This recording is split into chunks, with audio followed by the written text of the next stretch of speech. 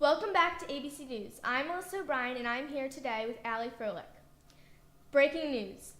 An artifact is found from the Battle of Little Bighorn. Also, how secondhand smoke affects infants. Allie, why don't you tell us a little bit about this artifact? Thank you, Les. Now about the Battle of Little Bighorn, which is also known as Custer's Last Stand. Now the person who owns this house, who wishes to remain anonymous, claims to have found an artifact from the Last Stand. They supposedly found this Indian arrow after digging up the stump and roots of a dead red oak tree. Now Alyssa will explain to you what happened before and during the Battle of Little Bighorn. Back to you, Liz. Thank you. Now about the battle. Here we have some facts about the Last Stand. This battle took place on June 25, 1876 in the southern Montana region. Lieutenant Colonel George Armstrong Custer disobeyed General Alfred Terry's orders. Within the 7th Regiment were over 650 men total. Custer chose to ignore his scouts' reports about the size of the Indian encampment. On the banks was the largest Indian camp from 6 tribes.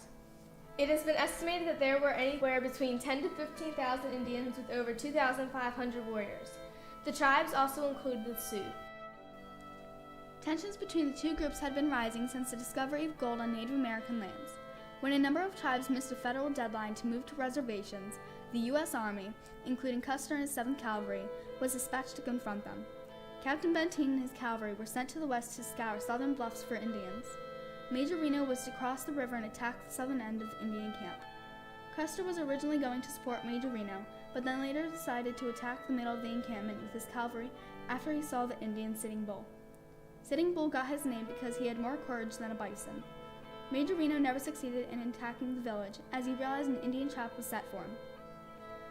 Major Reno ordered his cavalry dismounted and went immediately into a defensive formation instead of an offensive attack. He lost nearly a third of his cavalry. Custer was unaware of the number of Indians fighting under the command of Sitting Bull. At Little Bighorn, his forces were outnumbered and quickly overwhelmed. Custer died in this battle, which is why it is known as Custer's Last Stand.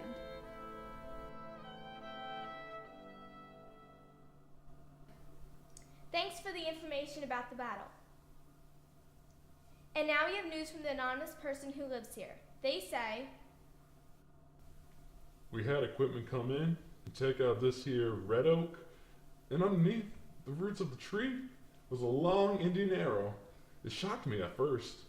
I asked my neighbors about it, and they said it was a fake. Manufactured, they said.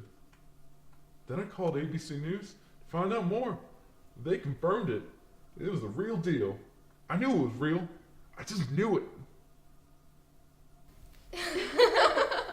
Well, he knew it and he was just right.